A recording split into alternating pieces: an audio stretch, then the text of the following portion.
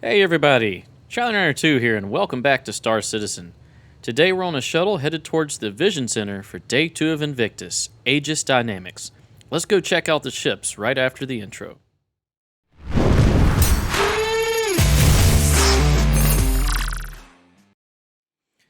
Okay, Day 2, Aegis Dynamics. Always a bit of stutter as soon as I first walk into the hall, but it seems to work itself out once I get up here. Alright, so a few heavy hitters that we see right off the bat. We got a Retaliator to the left, a Hammerhead straight ahead, and a Redeemer to the right. Let's go ahead and start with the Retaliator. This is your size 9 torpedo bomber. Multiple torpedoes. I believe it carries 6 if I'm not mistaken. Let's go on a quick tour inside if it'll let us. It's very reminiscent of a submarine when you get inside. Here is the elevator. Whoop, nope, I don't want to buy it or rent it. I want to call the elevator. Can I do that? Maybe if I look at the ground.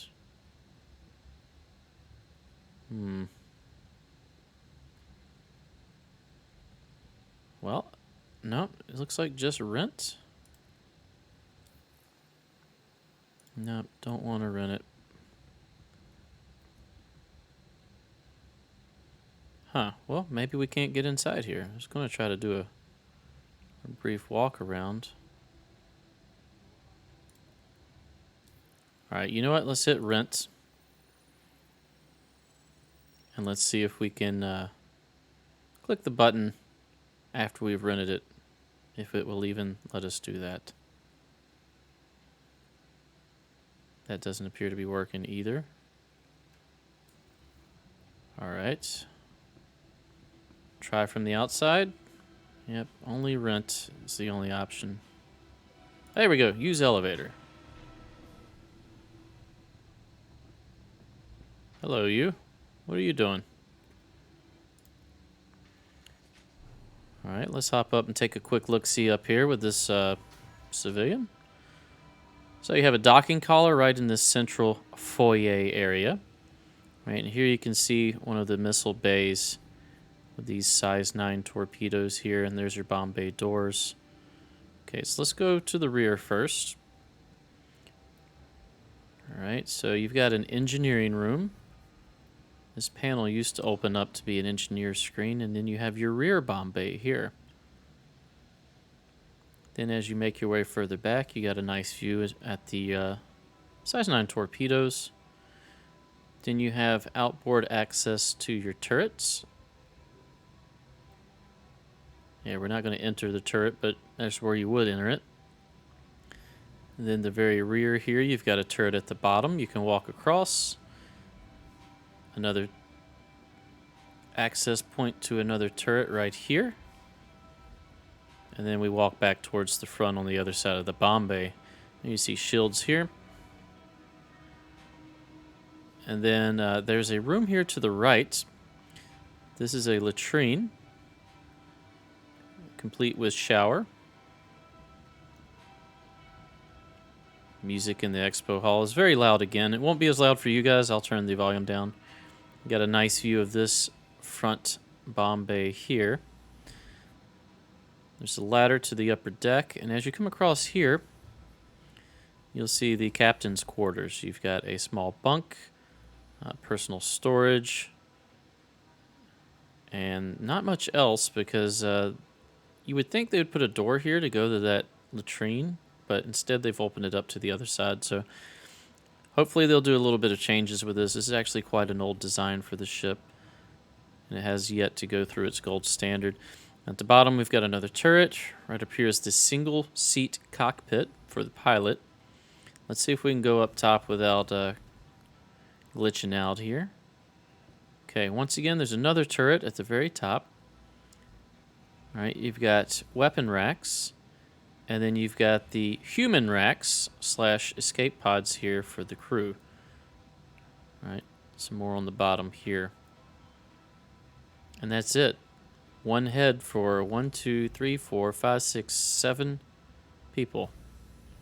So, yeah, needs to do a little bit of updating, but Overall, a really cool ship, able to dish out a lot of damage from a very far distance and cause, whoops, had some stuttering there, sorry, and cause some severe damage to larger ships, such as the Hammerhead, which we're going to check out here in just a second, that you can also find in your bounty hunting.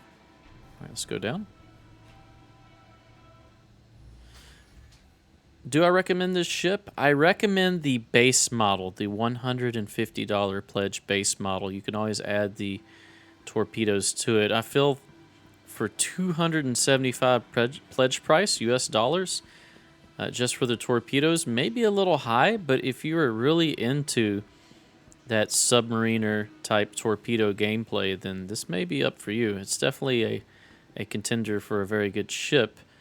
It's just not my cup of tea. I think the base model for 150 is a better deal because you can change out those bomb bays in the front and the rear for troop carrying bays, for living quarters, or for cargo. And there may be more upgrades that they come out with in the future. It is modular. All right, I see a Saber there in a different distance. All right, let's go hit this Saber. This appears to be the Saber Comet, which is a special livery and loadout to honor one of the great Saber pilots. Saber is a cool ship. 4 size 4 weapons on a stealth fighter, and it just has a really cool profile and look to it. I do like the Saber. It's very fun to fly, and it is a deadly combat ship. However, it is outmaneuvered greatly by the light fighters such as the Arrow and the Gladius. And as of right now, maneuverability seems to be key. But in the future, I believe these medium fighters are going to come back with a vengeance for being very capable. So, yes, I like the Saber. All right, moving on, we've got the Hammerhead. Let's go ahead and check it out. The elevator's already down, thank goodness. As you see, it has a lot of similar cues with the Retaliator we were just in, with like how the landing gear is shaped and how the elevators are. So the Hammerhead is a area denial or screening platform. It's basically just a vehicle for carrying a bunch of turrets with quad size 4 weapons on them. Very deadly ship if you're within its firing arcs. All right, so here you can see it's a bunch of tunnels, and they're quite atmospheric and creepy. So up near the front of the ship, you're going to see an outboard turret to the port side over here, and then another one to the starboard there. There is a frontal. How do we access this? Do we just... There we go. Close. No, I want to open it. So frontal airlock here. It's not letting me open it, but it's a large ship size airlock. You can see right here. The other thing I really like about the Hammerhead is the markings. You can see here blast door. You can follow signage to get to where you need to go. This place is weird. It's kind of just a void in the middle of the ship, almost like a courtyard. I don't really understand the reasoning for that. The cockpit, or bridge rather, on this ship is in a weird location as well. I don't know if I like it or dislike it. How do we call the elevator? Right here. Apparently, I guess it's one of those buttons. But it's underslung. So, while that would be good for attacking ground targets, I don't see it as being great for space. I would actually rather have the cockpit set above, or the bridge set above. How do we open this door? We get close to it. That being said, it does make it very unique, and you do get an awesome view here. It's just if there's anything above you, it's quite hard to tell their location. But yeah, looking below, look at that. Very cool view. All right, so it really is, I guess it's just personal preference on that one. Because in space, does it really matter if you're on top or bottom? I guess not. It does make it easier to land. All right, let's go check out the rest of the ship here shortly. Okay, there's another entry elevator. We are now on the starboard side. There's another hallway to a turret, followed by one on the opposite side. we're midship here, and this is the captain's office, which is quite cool. You got like a trophy case here, cool looking desk, and then just offside the office you've got quarters, personal storage, a restroom. Not too bad, really. Captain of this ship actually gets pretty good quarters. You got your couch here. All right, we have a turret to the, an elevator to the upper deck. We'll hit that from the rear. And then right here is access to yet another turret. All right, we're back on the port side now, and you see there's a door closing on me, trying to kill me. You have engineer access right here. You see this is a similar table to what was in the Retaliator. A lot of mist in this ship. I don't quite know why, other than just it's visually interesting. All right, so crew quarters. All right, bunk style beds here. All right, this just exits out on the other hallway. You've got latrines here. And on the other side, I believe, is showers, right? And shower and shower. So not a bad setup for the crew either. As we near the rear of the ship, we're going to go into engineering/engine compartment. This is also a cargo bay. You can see the lift is down. You can store a small amount of cargo here. All right, and then you have EVA suits storage right here. There's an elevator there we're going to take in just a second. Let's go ahead and look at these engines, which appear to be not doing so well. These look to be in a state of disrepair. I don't know if this is healthy for me to be back here. Look like a damaged state. And then you have yet another turret at the very rear of the ship. Let's avoid the flaming engines here, and let's move our way up to the upper deck. Yes, there is another deck. Should we take the... Well, I guess we're taking the ladder whether we want to or not. I do like that they place ladders in the event that you have a power failure. All right, this ship has become creepy now. We got Z fighting on the monitors. Another engineering panel. I do like this view down into the engineering/cargo bay. You almost expect to see Ellen Ripley in a cargo loader fighting a xenomorph down there. All right, as we continue on, looks like component access, and then you come over to the right. And then you have your mess hall. I find this to be an odd location for a mess hall, being on a completely different level and not at all near the crew quarters, but I guess it's wherever they could fit it. It looks like dry storage back here, maybe even a refrigerator. Your kitchen. And if we can get the doors to work.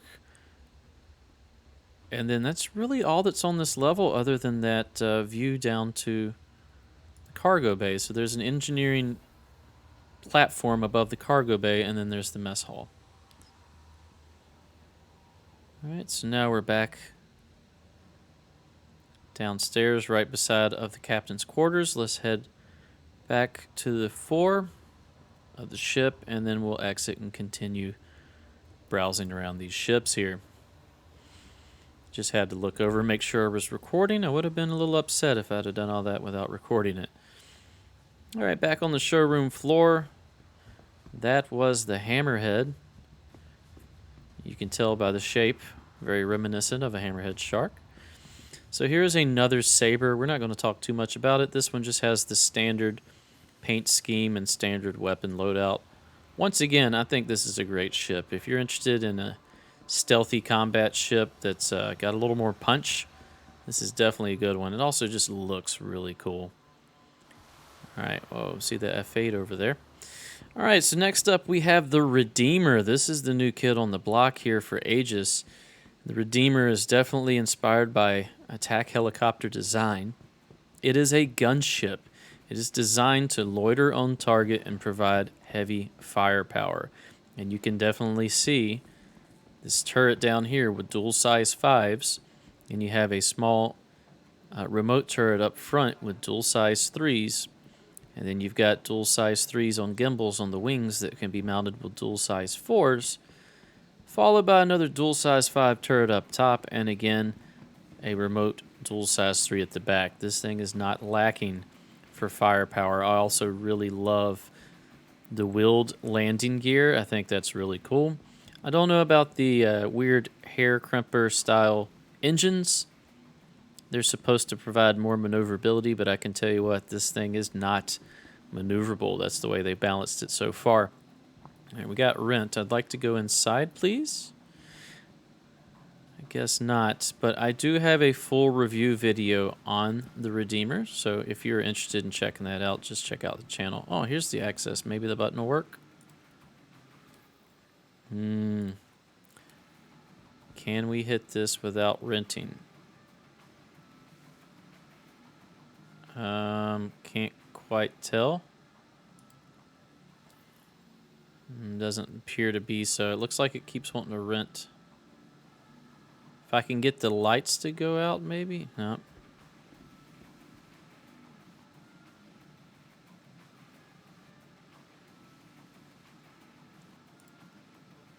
Nope, it's still trying to rent.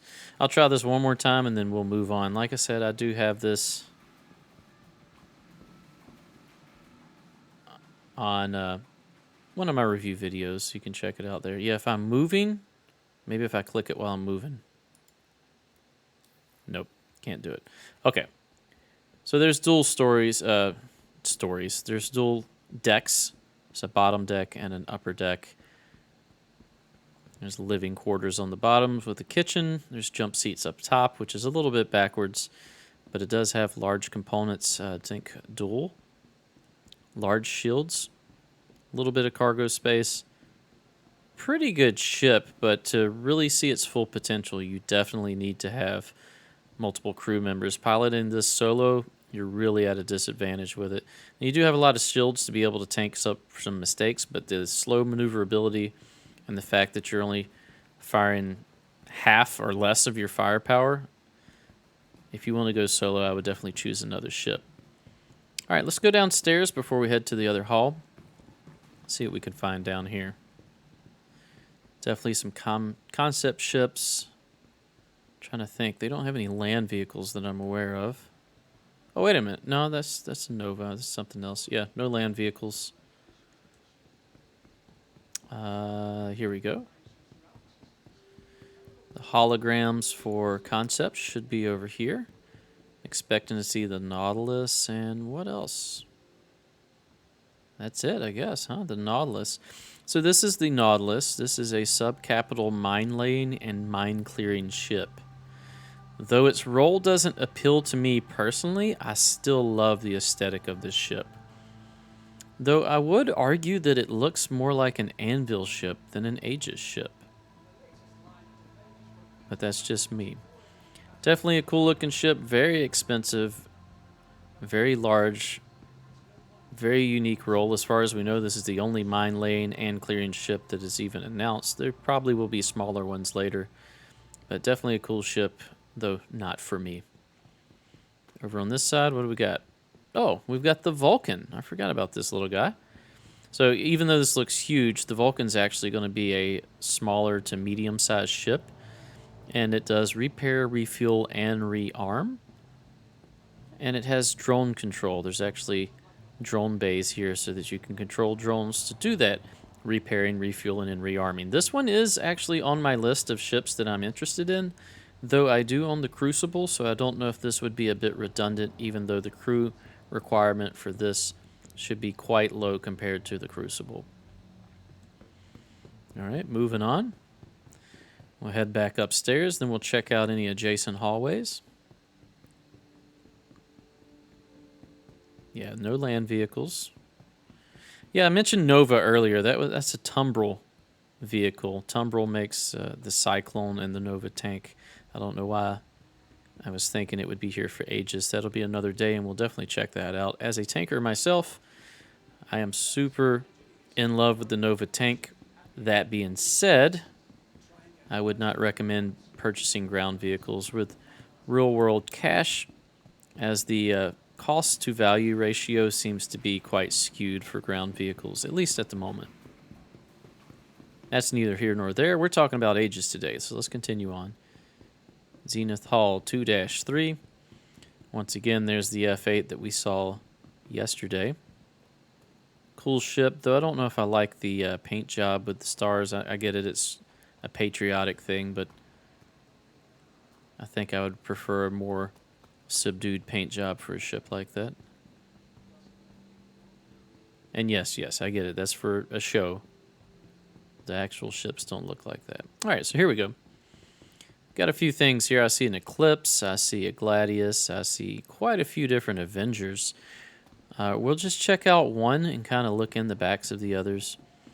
So this is the Avenger Titan Renegade, this one here, with the advocacy skin on it. And it is a special livery and special loadout, once again, to celebrate a hero pirate. Not a pirate, pilot. If I can speak properly today, we'll be good. So the Titan is a cargo variant of the Avenger series. And the Avenger is a small multi-purpose ship with a focus on being a light fighter. And it's actually quite a useful ship. You see, you got a great field of view. You actually have a bed, which is nice. There is no head, but there is cargo, and you can actually put the smallest of the land vehicles back here as well. That's the Titan variant. All right, what do we got here? This is another Titan, just without the livery. You can see the inside is the same. All right, what do we have here? This is the Stalker. Okay, so the Stalker is the bounty hunting variant, and you can see the cargo bay is now filled with prisoner cells. These can be opened, but I don't want to get in them because it creeps me out. Looks like you have 6 back here. And then if we go to the other side here, we'll skip the Eclipse for now. We'll come right back to it. This will be the Warlock. The Warlock has an EMP generator where the cargo bay / prisoner cells would be for the other 2 variants. There you go. Apparently this is what an EMP generator looks like. Also reminds me of those little hallways you walk through in the little carnival fun houses that spin. But there you go. And then next we have the Gladius. Is this the regular or the Valiant? This is the Valiant. So the Valiant is a special livery and special loadout of the Gladius. Gladius is a light fighter that is, in many circles and many opinions, probably the best fighter in the game at the moment. I'm sure that can change. Gladius is a bit tankier than an Arrow, but it is a good ship nonetheless, with a deadly loadout, an iconic look, and this is the hero ship of Star Citizen right now, the Gladius. So definitely like it, definitely a cool ship, definitely very fun to fly. Very unique looking too. Alright, let's go check out the Eclipse. The Eclipse is the stealth bomber. It holds, I don't know how many size 9 torpedoes. I think it's 3, I could be wrong. But it is definitely an intimidating looking ship. I love how the wings fold out with the landing gear. Looks like it's about to tip over. It should fold out a little more vertically, but definitely influenced by real world stealth bombers, as you can probably surmise. But it's a bit of a one-trick pony, and that's why I don't really recommend this ship unless all you want to do is drop your payload and then silently escape. If you just want to do that, pay a lot of money for a size 9 torpedo, launch that torpedo, and then leave before the target gets hit by it, then yeah, sure, pick it up. But I think the price is a bit too steep. If I'm correct, this is 300 or above 300 just for this small ship, but it will be deadly in the right hands. Alright, let's see what else. I think that might be it, unless they have an Idris here. Alright, I don't see any other ships in here. We're going to go find a map and check that out, just make sure we haven't missed anything. Here's one. Oh yeah, there's another wing right over here. The Vanguards. How could I forget the Vanguards? I love the Vanguards. We'll go check those out now. I guess I just missed the entrance to the hallway. It's going to be on the other side over here. We'll run straight underneath the hammerhead, and it should take us to where we need to go. You can see that dorsal turret up there. as well as the tail turret down there. These turrets are massive. Look at these things. They actually extend out and provide great fields of fire with overlapping coverage. Hammerhead is, once again, purpose-built for like picket lines and area denial, but man, is it going to be great at it. It should be able to, in the future, should be able to shoot down incoming torpedoes quite effectively as well. I can also see using it as a massive gunship for taking over bases or for ground assaults. Could be very useful for that as well, especially with the underslung turret. All right, so on this side, we're going to check out the Vanguard variants. These are awesome ships. I really like the Vanguard. This is a heavy fighter. Sorry, we've already seen the medium fighter, the Saber. We saw the light fighter, the Gladius.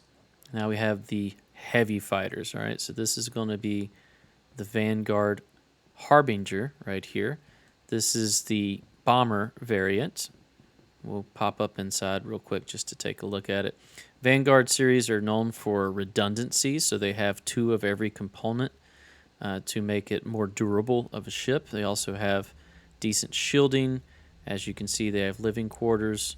This storage has been opened. You have a shower with a toilet that comes out here. Got a small kitchenette, more lockers. Here are your size 5, I believe, torpedoes, and I love this. With love. From Aegis with love.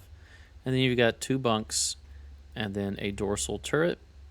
We come up here, all the component access is on the side. You see the dual components.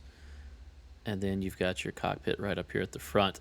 Let's go check out the other variants. This was the Harbinger, which is the bomber variant again. If we come over here, which one is this? This is the hoplite. So this is the troop carrier. So you're going to see the module is a little bit different here on the bottom. Now we have jump seats. And these jump seats have additional weapon storage here. The front of the ship and the turret's going to be basically the same. The weapons loadout will be different though. We're going to head towards the middle. I'm guessing this is going to be the Warden, which is kind of the base of the Vanguard variants. Its claim to fame is this middle section where the living quarters is supposed to be a lifeboat on this one, if it'll open. No, not closed door. Open door. There we go. So this section here is supposed to seal off and be like a life raft. We don't know how that's going to work yet, so really at the moment you really don't get too much more by having the base model Warden, except for you'll have a different weapons loadout. The Warden does come with this Revenant Gatling on the front here, which is actually a pretty good weapon. Alright, then we head over here. This is the most interesting. I think if I were to suggest any of the Vanguards, this would be top of my list, followed by the Harbinger. But this one is the Sentinel. Other than the cool paint job, which is almost reason enough, this one is the E-War variant. And just look at this interior. It just looks so much cooler than the other ones, right? First, you get a cool paint job in here. You don't get that ugly puke brown or puke green that you have on the other ones. You get gray and blue with orange contrast on all the panels here. And this is the E-War suite here. Still get your restroom, you still get your bunks, you still get your kitchen and your storage. But this one is supposed to have in the future an AR augmented cockpit. And then you're supposed to be able to do E-War, whatever that's going to be, probably spoofing of some sort. And maybe even taking down systems remotely of that nature. We'll have to see once it actually comes online. This one is also the quickest of the Vanguard variants, so it's actually quite capable of being soloed in dogfight, especially PvE. I don't know about PvP, but for PvE, you can actually dogfight with this to great success. And you can see the weapons on the front. You have an attrition here at the bottom. Pretty cool ships all around. The wings are folded in. They do actually extend out. So that's going to be it. That's the extent of what the hull has to offer for Aegis Day. Just know that you have the Javelin, which is a heavy bomber, like capital huge bomber, that also can carry some ships in it. And then you've got the Idris as well, which is a capital fighter carrier. Carries 3 fighters, if I'm not mistaken, within it. And they're pretty cool ships. They're huge. They only go on sale in waves, and you got to spend tons and tons of money for those. So I normally don't recommend those ships unless you own a large organization that needs such a ship in your fleet. But other than that, yeah, definitely some cool ships today on sale. Come down to the Vision Center in Orison and check them out yourself. Rent them all, fly them all, and tell me what you think. That being said, that's going to do it for this episode. Thanks for watching. If you enjoy my content, please consider a like, a comment, and or a subscribe. Stay tuned for the next episode. We'll see you then. Bye-bye.